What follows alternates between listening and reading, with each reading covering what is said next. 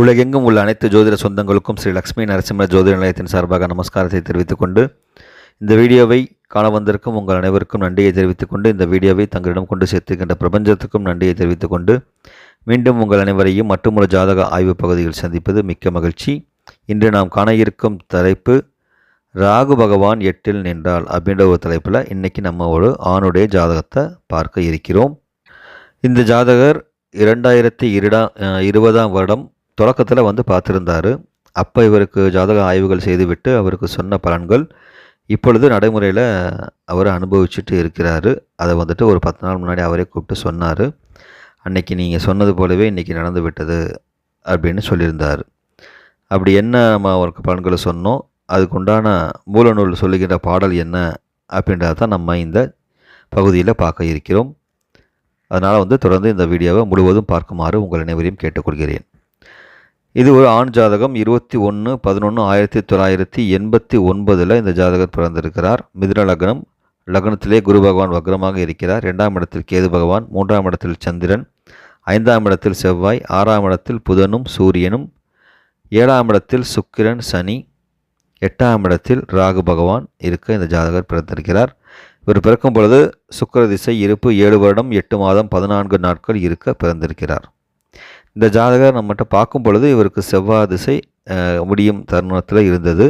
அடுத்து ராகு திசை இவருக்கு வரக்கூடிய அமைப்பும் இருந்தது. இப்போ நம்ம தலைப்பில் சொன்னபடி 8ஆம் இடத்தில் ராகு பகவான் இருந்தால் அப்படின்றதுக்கு உண்டான பாடல் என்ன அப்படின்னு பார்ப்போம். இதுக்கு நம்ம ஆதாரமாக எடுத்துக்கொண்டது நவீன ஜோதிட சிந்தாமணி அப்படின்ற நூலில் இருந்து ஒரு பாடல்.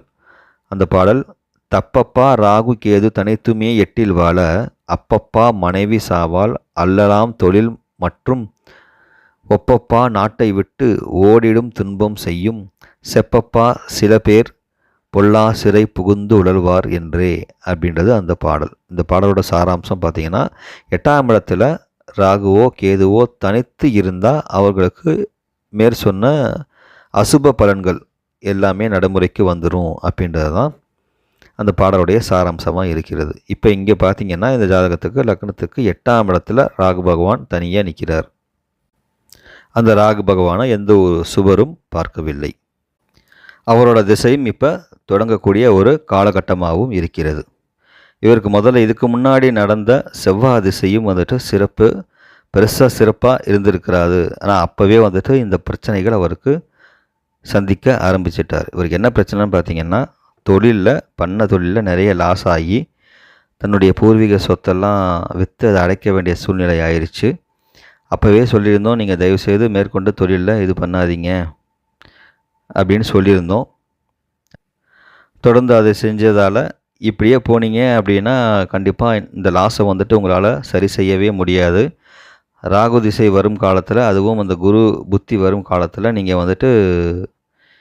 ரொம்ப கடனாகி தலைமறைவு ஆகி மஞ்சள் நோட்டீஸ் கொடுக்கக்கூடிய சிச்சுவேஷன்ஸ் வந்துடும். அதனால் கொஞ்சம் உஷாராக இருங்க அப்படின்னு சொல்லியிருந்தோம். அதை அவர் சரியாக அவங்க பின்பற்றலை. ஆனால் இப்போ அந்த சூழ்நிலை தான் இருக்கிறாங்க. இப்போ அந்த சூழ்நிலையில் ஜாதகர் இருக்கிறார்.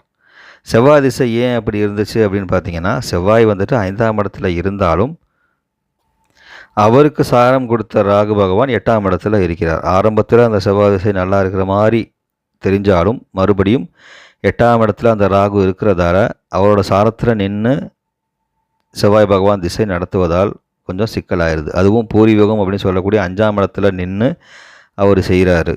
அதனால் 5ஆம் இடம் பாதிக்கப்படுகிறது. பொதுவாகவே நம்ம ஏற்கனவே சொல்லியிருக்கிறோம், 5ஆம் இடத்துல நின்று ஒரு திசை நடந்தாலும், 5ஆம் அதிபதி திசை நடந்தாலும், 5ஆம் அதிபதியோடைய சாரத்தை பெற்று ஒரு திசை நடந்தாலுமே பார்த்திங்கன்னா தொழிலில் சிறப்பாக இருக்காது. காரணம், அது 10ஆம் இடத்திற்கு 8ஆம் இடமாக வருவதால். அதனால் அந்த செவ்வாய் திசை இவருக்கு பெருசாக கை கொடுக்கலை. ஓரளவு நல்லபடியாக போச்சு. அதுக்கு என்ன காரணம் பார்த்திங்கன்னா, செவ்வாய்க்கு வீடு கொடுத்த சுக்கிர பகவான் நவாம்சத்தில் ஆட்சியாக இருக்கிறார். அதனால் செவ்வாய் திசை இவருக்கு ஒரு 50-50 தான் இருந்தது. ஆனால் ராகு திசை அப்படின்னு வரும் பொழுது அது முழுவதும் 8ஆம் இடத்து பலனை தான் செய்ய போகிறது. 8ஆம் இடத்து பலன் எல்லாமே இங்கே சொன்னது போல் இவருக்கு தொழிலில் ரொம்ப கஷ்டமாயிருச்சு. இருக்கிற ஊரை விட்டு வெளியே வர வேண்டிய சிச்சுவேஷன் ஆயிடுச்சு.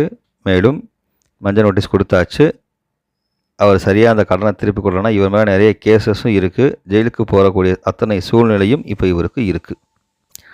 மேலும் சில விதிகள் அப்படின்னு பார்த்தோம் அப்படின்னா, இங்கே ராகு பகவான் பார்த்தீங்கன்னா ராசிக்கு 8ஆம் இடம், அதாவது லக்னத்திற்கு 8ஆம் இடத்துல இருக்கிறாரு ராசி கட்டத்தில். நீங்கள் நவாம்சத்தில் பார்த்தீங்கன்னா அதே நவாம்ச லக்னத்திற்கும் 8ஆம் இடத்துல தான் ராகு பகவான் இருக்கிறார். இப்படி ராசிலையும் நவாம்சத்திலையுமே 8ஆம் இடத்துல நின்று திசை நடத்துச்சு அப்படின்னா அது கண்டிப்பாக வந்துட்டு நிறைய அவமிருத்துக்களை சந்திக்கும். ஒரு கிரகம் ராசியில் 8ல் இருக்குது, நவாம்சத்துலேயும் 8ல் இருக்குது. அப்படி இருந்தால் ரொம்ப கவனமாக இருக்கணும். அதுக்கப்புறம் பார்த்தீங்கன்னா லக்னத்துக்கு 8ல் ராகு நிற்கிறாரு. அதே போல் ராசிக்கே நம்ம கம்பேர் பண்ணோன்னா ராசிக்கு 6ல் இருக்கிறார். ஒரு தசை நடத்தும் கிரகம் லக்னத்திற்கும் ராசிக்கும் இரண்டுமே அசுப ஆதிபத்தியமாக இருந்துச்சு அப்படின்னா அந்த காலகட்டங்கள் நமக்கு சிறப்பாக இருப்பது இல்லை. அதே போல் இப்போ பார்த்திங்கன்னா ராகு திசையில் குரு புத்தி, இவங்க 2 பேருமே பார்த்திங்கன்னா சஷ்டாஷ்டகமாக இருக்கிறாங்க. இப்படி தசாநாதனும் புத்திநாதனும் 6, 8ஆக இருந்தாலும் அந்த காலகட்டமும் நமக்கு ஒரு சிறப்பான பலன்களை தருவதற்கு இல்லை. மேலும் பார்த்திங்கன்னா இங்கே லக்னாதிபதி எப்படி இருக்காருன்னு பார்த்திங்கன்னா லக்னத்துக்கு 6ஆம் இடத்துல மறைந்து விட்டார் என்றாலும் அவர் முக்கியமாக சனி செவ்வாய்க்கு நடுவில் போய் மாட்டிக்கிட்டார். லக்னத்துக்கு 6ஆம் இடத்துல விருச்சிகத்தில் புதன் இருக்கிறார். அவருக்கு இருபுறமும் பார்த்திங்க அப்படின்னா சனியும் செவ்வாயும் இருக்கிறார்கள். அப்போ பாவகர்த்தாரி யோகத்தில் இருக்கிறாங்க. இந்த மாதிரி இருந்தாலும் அந்த ஜாதகருக்கு அது ஒரு பாயிண்ட் வீக் ஆயிடுது. தசாநாதன் ராகு 8ஆம் இடத்துல இருக்கிறாரு. அவருக்கு சாரம் கொடுத்தவர் யார் அப்படின்னு பார்த்தீங்கன்னா செவ்வாய். அவர் 6ஆம் அதிபதி ஆகிடுறாரு. அது இல்லாமல் ராகுவோட சாரத்தில் 10ஆம் அதிபதியாகிய குருவும் நிற்கிறாரு.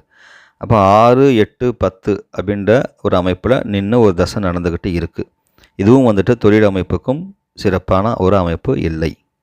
ஆக இந்த பாடல் கூறியபடி பார்த்திங்கன்னா தொழிலில் பிரச்சனை ஆச்சு, அவர் ஊரை விட்டு வெளியேற வேண்டிய சூழ்நிலை ஆயிடுச்சு, நிறைய கடன் ஆயிடுச்சு, மஞ்சள் நோட்டீஸ் கொடுத்தாச்சு, விட்டால் அடுத்து அவர் ஜெயிலுக்கு போகக்கூடிய சூழ்நிலை தான் ஏற்படும் அப்படின்னு சொல்லியாச்சு. இதில் இன்னொன்று சொல்லியிருக்கு, மனைவிக்கு பாதிப்பு தரும் அப்படின்னு சொல்லியிருக்கு. ஆனால் இங்கே பார்த்தீங்க அப்படின்னா லக்னத்திற்கு 7ஆம் அதிபதியாகிய குரு பகவான் லக்னத்தில் திக்பலமாக இருக்கிறார். அது மட்டும் இல்லாமல் சுக்கிரன் அப்படின்னு சொல்லக்கூடிய களத்திரகாரகன் பார்த்திங்கன்னா ராசியில் சுயசாரம் பெற்று நவாம்சத்தில் அவர் ஆட்சியாக பெற்றதால் மனைவிக்கு பெருசாக இங்கே பாதிப்பு கொடுக்கவில்லை. மாறாக அவருக்கு தொழிலில் நல்ல ஒரு பெரிய ஒரு சிக்கலை கொடுத்து இந்த அசுப பலன்கள் நடந்திருக்கிறது. ஆக இங்கே நம்ம தெரிஞ்சுக்கிட்ட முக்கியமான ரூல்ஸ் பார்த்திங்க அப்படின்னா 8ஆம் இடத்துல ராகுவோ கேதுவோ தனித்து இருந்து சுபர்கள் தொடர்பு இன்றி இருக்கிறது அந்த தசா நடைமுறைக்கு வரும் பொழுது ரொம்பவும் பாதிப்புகளை ஏற்படுத்துகிறது. லக்னாதிபதி பலம் இழந்தார், அது ரொம்பவும் கஷ்டத்தை கொடுத்து விடுகிறது அப்படின்றது தான் நம்ம இங்கே தெரிஞ்சு கொண்டிருக்கிறோம். இதுபோல் நம்ம தொடர்ந்து ஜாதக ஆய்வுகளை செய்து கொண்டிருக்கிறோம். அதனால் சப்ஸ்கிரைப் செய்யாதவர்கள் சப்ஸ்கிரைப் செய்து கொள்ளுமாறு உங்கள் அனைவரையும் கேட்டுக்கொண்டு மீண்டும் மற்றும் ஒரு ஜாதக ஆய்வு பகுதியில் உங்கள் அனைவரையும் சந்திக்கிறேன் என்று கூறிக்கொண்டு விடைபெறுகிறேன். நன்றி, வணக்கம், வாழ்க வையகம், வாழ்க வளமுடன்.